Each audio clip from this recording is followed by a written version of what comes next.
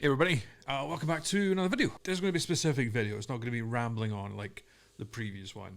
We're trying to avoid that the best I can. This video is specifically about gear and the not so great gear. So obviously when everyone's starting out with tech, especially when it comes to audio, photography, video, you're going to start cheap because unless you have a budget already that someone has gifted you, if you've saved up money, you want to start cheap just so you can learn it, so you can grow if you love it, and then you can take it from there and try and grow into either an exceptional hobby or something more professional that you can actually earn a living from. So you want to start off low, work your way up, see if it's for you, and if it is, excellent. And we go Amazon and all those kind of places where you can go and get cheap cables and mic stand mounts and adapters and things like that, and it's not always great. For example, this lovely stand, 4 of these that I got from Amazon. I think I only paid about £8 or so, if that, for them, and they came with clips and they came with the stands for the table, and it's really good for £8. I thought it was alright. And for the small SM58s that I had attached to it for a while, fantastic. But as things progressed and as more phone calls were made and a couple of podcast sessions later with people, wanted to up the game a little bit. And I wanted the audio to be much, much, much better for the videos. So, as well as the lapel mics that I use, I for this kind of studio type session, for sitting down at the tables, we're talking to people, I like to use this. I mean, you don't really get much more iconic than the SM7B. It's from Shure, it's great, you'll see it everywhere in most podcasts, and it's the standard. It's also very heavy, which for an £8 boom stand is not the best.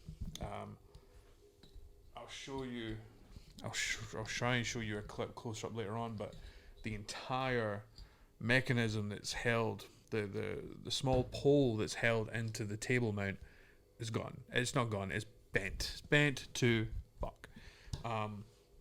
It just is struggling to keep itself on the table and hold this mic, and every so often you'll see in a few videos I'm constantly doing this, and it'll start off maybe here and it'll be good and it'll be alright, but eventually it just kind of, it works its way down, which isn't ideal.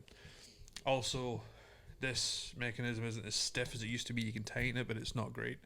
I mean, for £8, for if you're doing, even if you're just doing calls from home, if you are using external mic, it's okay. But if you're using something beefy, something heavy, something of substantial quality, then you're going to need something a bit more big, sturdy, industry standard at this point. So where does one go? Let me show you. Helpful if I had the mic. If I'm going to be unboxing things, I'm going to need like a proper knife. I think that's the next look at.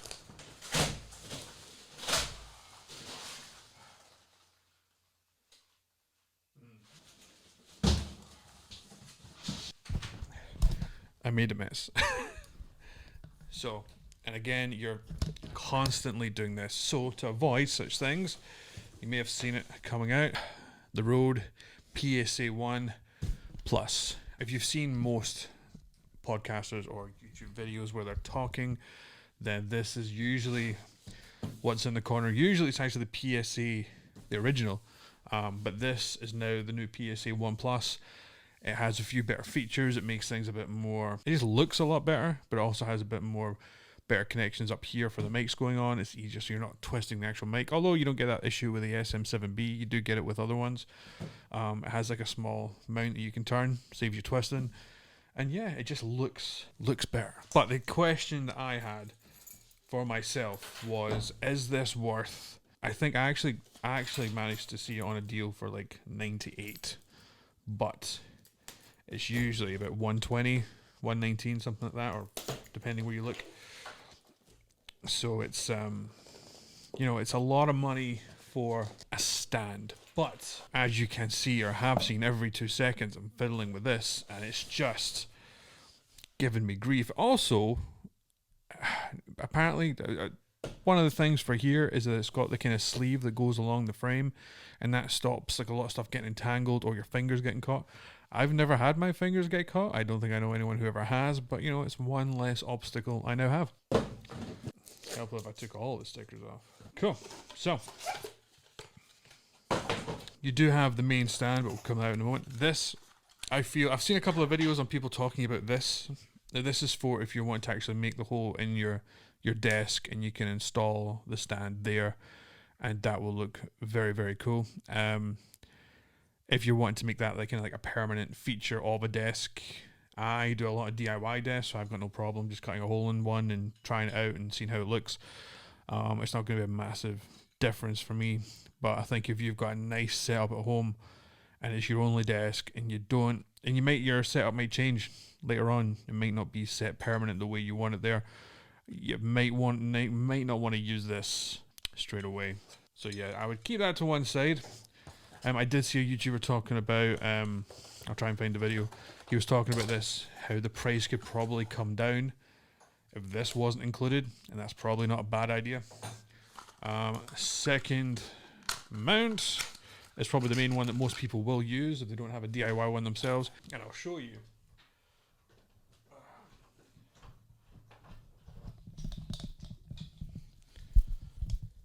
This is where I'm going to have to get creative. I will show you that this is the one from Rode.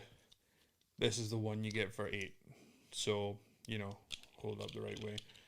So already much sturdier, much better, looks better. You can just see the difference between the two mechanisms and how they fit, and how this one would actually cause less damage with a rubber mat than this one where it's just metal straight onto the wood. This is hugely sturdy. And I think at most part it looks the part. You know, it's sturdy, it's safe. I don't think I'm ever going to have an issue where the Shure is going to hit me in the face, which has been a few close calls with the other one. And the other one's not even branded. I can't even tell you what brand it is. It's just generic, copy, cheap metal production stuff from China, I believe. At least if this is from China, it's got some branding on it and you know it a bit better. Tell you one thing straight away, because my desk has the lip for this to go on, but it has a wee bit of wood kind of vertically behind that, and that's what causes issue when I'm trying to turn this, because it hits off the table. This has the, so you don't have that issue. Already a plus in my book. That looks better a million times already. And here we have the bones of the scenario. So it's much, much heavier, much chunkier. Quality is, as you would hope, so much bigger. So, we're okay.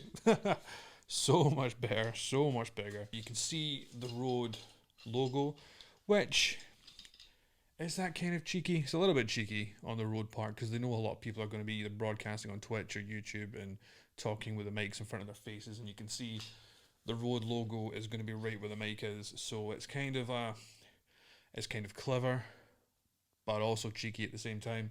I think you could probably find just black tape could cover that up if it's something that bothers you. Me, I don't really care. Oh, that just fitted in so nicely. Oh, it's got weird. Oh. That's nice. That's so much smoother. Oh my god. Okay, right. Let's. Cool. So another thing that's pretty cool on this is it's got cable tops that run along here, so the cable can just fit inside, which is nice. I have a funny feeling though, if you're going to have to adjust it on occasion, that's going to be annoying after a while, but we'll come to that if we come to that. So this is just an adapter. Right now we're going to have to do a switch. So with the magic of production, just like that. It's yeah, this is it just stays there. That is night and day. Plus cool wee adapter comes with it for other microphones. Comes with a guide. I'm sure you don't need it. And yeah, minus the mess, this is just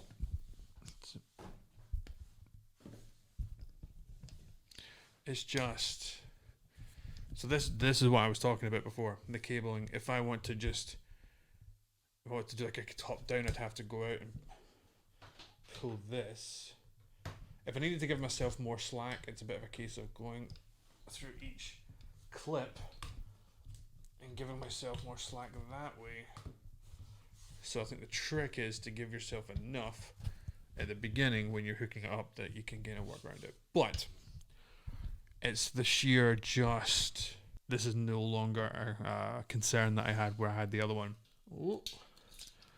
I think it's time that this can be officially retired. There we go. It's the springy parts in here that is the terrifying part. Are these good? Yes. For £8, 100%. Is this 10 times better? Yeah. I would definitely highly recommend, especially if you're going to be in something that's you're wanting to film and broadcast and put out to places online and other people to watch it like this. You're going to want something that is just better. So yeah, as you can see what I was talking about before, you've got the sleeve. You see how it's got Rode on it, which is fine. I don't mind. At the end of the day, I do half the stuff I use. You can see logos on it: the GoPro, the Lumix, the DJI. So it's not like a big thing, but they definitely knew what they were doing when they put it together. And yeah, it's just like even if it's stretched out, it holds, which is doesn't matter where I'm going with it. I can stand up with it, get flexible with it. It just holds. I would highly recommend if you are starting to get something cheap, try it to see if you love it.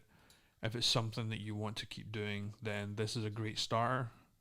Or if you've got the money, buy one. Just go for it straight.